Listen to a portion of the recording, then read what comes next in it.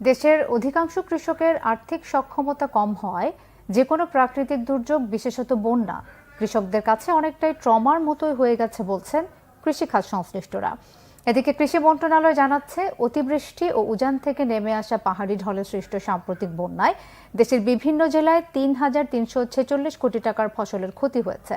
কৃষককে বাঁচাতে ও কৃষিখাতের উন্নয়নে কৃষির জন্য স্বতন্ত্র পঞ্চবার্ষিকী পরিকল্পনা প্রণয়নের তাগিদ দিচ্ছেন খাত সংশ্লিষ্টরা। কৃষিকে ঘিরে একটি পঞ্চবার্ষিকী পরিকল্পনা করতে হবে।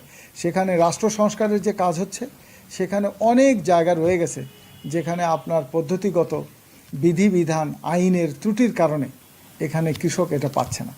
জ্ঞান, মেধা, প্রজ্ঞা, দেশপ্রেম, আদর্শ, নীতি, নৈতিকতা যার আছে, তাদেরকে নিয়ে দীর্ঘমেয়াদী কৃষির পরিকল্পনা নিতে হবে। তাহলেই আপনি এই কৃষি বেঁচে যাবে, দেশ বেঁচে যাবে। আমরা যদি উন্নত দেশের দিকে যাই, সবার আগে কৃষিকে নজর দিতে হবে।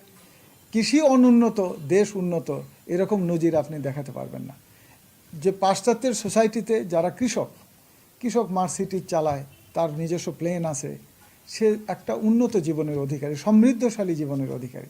আর আমাদের দেশে কৃষক যিনি দরিদ্র, অবহেলিত, নিষ্পেষিত। আমেরিকায় যান, সেখানে দেখবেন যে এখানে এই সমস্ত কাজে কিন্তু ইন্স্যুরেন্স কোম্পানিরা ওই প্রাণী সম্পদ রক্ষার জন্য তারা চিকিৎসা সুবিধা দিচ্ছে, কিন্তু তার বিনিময়ে তাকে একটা ইন্স্যুরেন্সের প্রিমিয়াম দেওয়া হচ্ছে।